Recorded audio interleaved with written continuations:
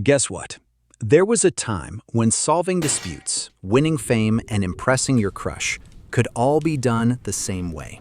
By strapping on armor, grabbing a massive stick, and slamming into another guy on horseback. Yes, jousting. The medieval equivalent of extreme sports. Part NASCAR, part UFC, and part, I hope I don't get skewered today. We're riding full tilt into the history of jousting, how it started, why it became the Super Bowl of the Middle Ages, and why, honestly, it was way dumber and way cooler than you probably think. This is Guess What, where once upon a time, men measured their worth by the end of a pointy stick. Before jousting was a thing, knights had tournaments.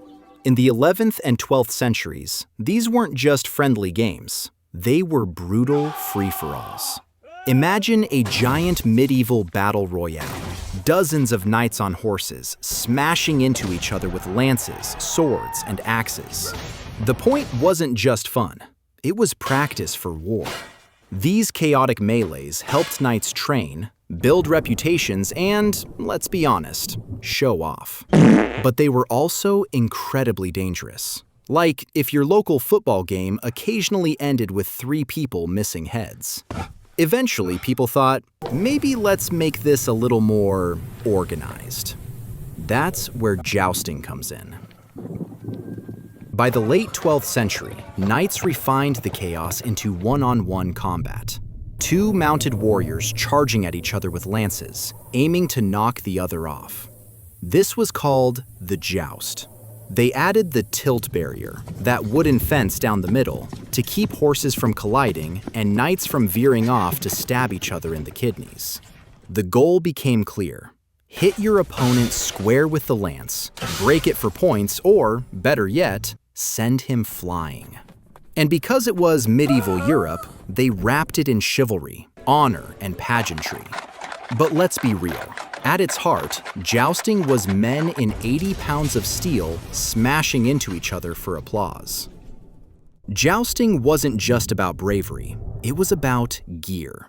Knights wore specialized plate armor designed for the tilt, with reinforced helmets and shields. Some suits were so heavy, they had to be hoisted onto horses with cranes. Picture a medieval forklift dropping a knight into position.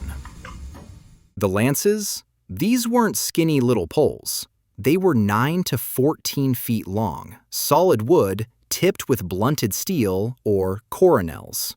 Fancy word for a not quite deadly tip. Still, at a full gallop, the impact could shatter bones. And the horses, called destriers, were like the Lamborghinis of the Middle Ages. Huge, powerful, expensive. A knight's reputation was as much about his horse as his lance. So, yeah, jousting wasn't just sport. It was a medieval flex. Although the sport seems like chaos with horses, by the late Middle Ages, jousting was actually heavily regulated. Because if you didn't regulate it, everyone died and the party ended early. Tournaments had formal rules. Knights were scored on how they hit, not just whether they hit. A clean strike to the shield earned points. Breaking your lance on your opponent? More points. Knocking him off his horse? Maximum glory. Missing entirely? Embarrassing, and sometimes penalized. Weapons were inspected. Lances for tournaments were often designed to shatter on impact, spreading force instead of concentrating it. Armor was reinforced on the left side, where impacts were expected. Visors had narrower eye slits. Shields were shaped to deflect, not just block. And yes, there were referees. Medieval judges watched each pass closely, sometimes arguing over points, like modern sports officials. Disputes could get heated because reputations were on the line. This wasn't backyard horseplay. It was professional violence with rules. That's the irony of jousting. It looked insane, but it was actually one of the most controlled forms of violence medieval society ever invented. Not safe, just safer than total chaos. Jousting became the centerpiece of massive tournaments. We're talking multi-day festivals with feasting, music, banners, and crowds of thousands. Nobles used tournaments to show off wealth and power. Ladies handed knights favors, ribbons, or scarves to wear as symbols of devotion. For common folks, it was entertainment like they'd never seen. Imagine if your local county fair also included the risk of someone being launched 20 feet by a wooden pole. And of course, jousting wasn't always fair. Wealthy knights had better armor, better horses, better everything. But that just made it more of a spectacle. Rich guys clashing while the peasants cheered. Winning a joust wasn't just bragging rights. Victorious knights often won their opponent's armor and horse, which could be worth a fortune. Fame from tournaments could lead to noble marriages, political favor, and epic street cred. But it was dangerous, really dangerous.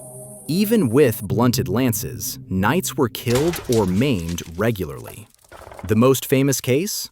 King Henry II of France.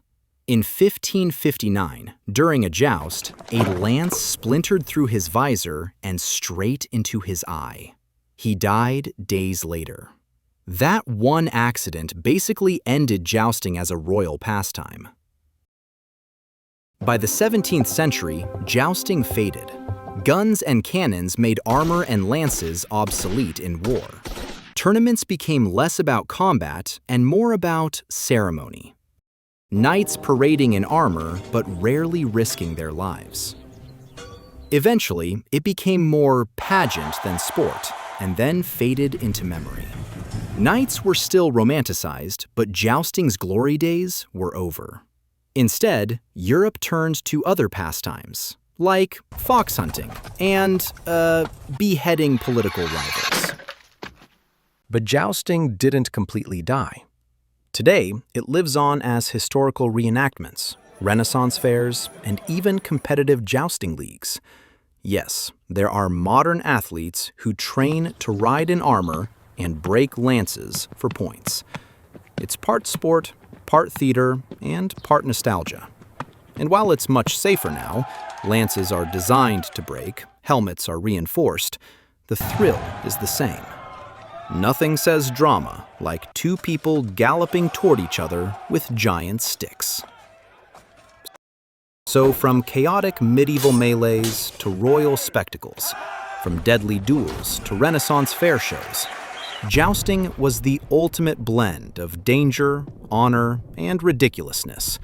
It may not have changed the world like the wheel or the light bulb, but it gave us one of history's most dramatic sporting events, and proof that humans will always cheer for two guys running at each other really fast.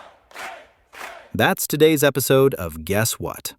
If you enjoyed riding through history with me, hit subscribe, because next time we'll tilt at another everyday thing with an extraordinary past.